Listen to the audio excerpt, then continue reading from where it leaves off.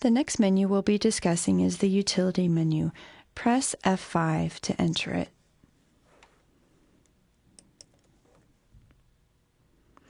When you come into the menu, you'll see that there are components that you can expand to see other options.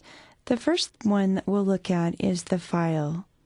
So go ahead and highlight Files and press F1 to expand the options. The first entry you'll see is Access the Filer.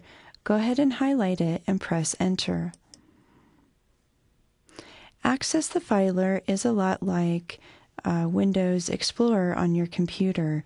It allows you to navigate to different menus and to see what files are contained within the menus. By default, all of your data will appear in the user directory, and you'll see here that I have 2 files that are there. I could view my files from here, and a quick way of doing that, if you press your Labels key, you'll see the bottom row changes.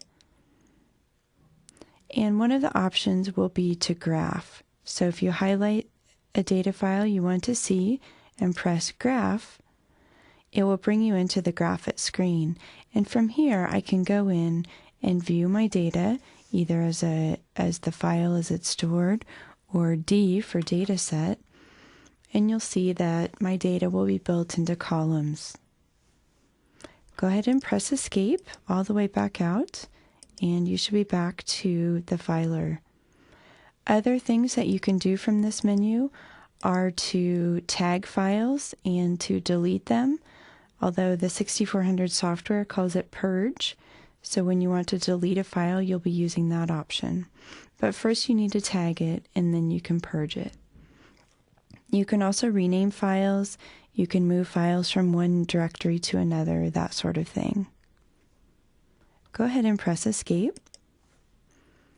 The second item in the Files section of the Utility menu is Create a New Auto Program. And this is a nice utility that allows you to, just as it says, create new auto programs.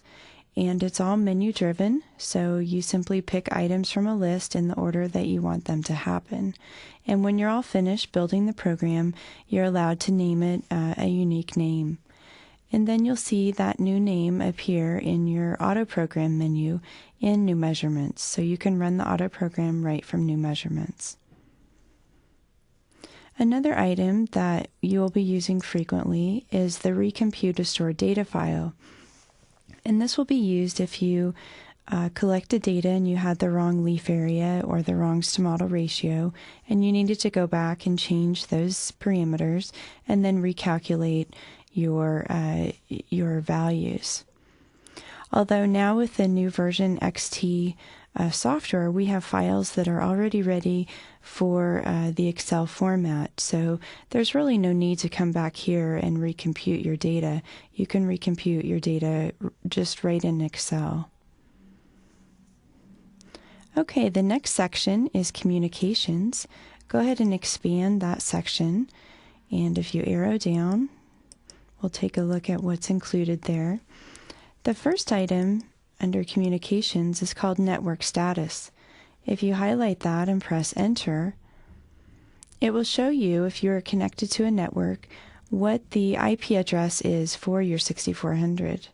And it will also list what the name and the host name of your instrument are, and it will allow you to create or change the password. Go ahead and press Escape. The second item under Communications is called Configure the COM port, and this is useful if you are wanting to use the RS-232 port to input information to the 6400. An example might be a barcode reader. Perhaps you barcode all of your treatments, and if you have a barcode scanner that has RS-232 output, you can have the instrument interpret the data coming in through the RS-232 port as information that can be used either for naming files or for prompt information or even for remark information. So that may be a useful possibility down the road. If you want more information about how to do that, you can refer to the LA 6400 manual. The third item in the list is file exchange mode.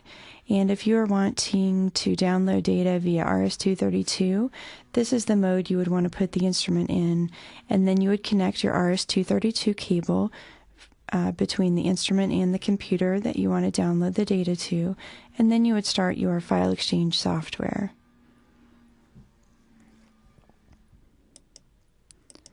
Finally, the graphics section, if you expand that, you'll see that you have a couple of options here.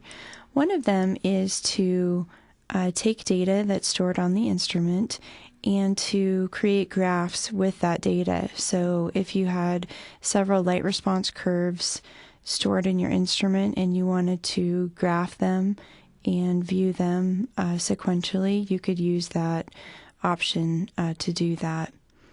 Another possibility is you can capture real-time graphics in new measurements. There's a real-time graphics plane that can be defined, and if you have captured any of those images, you could restore them using this option and take a look at what you were seeing at that time. Finally, the last item in the menu is setting the clock. So if your date or time are not set properly, you can come to this menu and adjust it. Okay, go ahead and press Escape to leave the utility menu.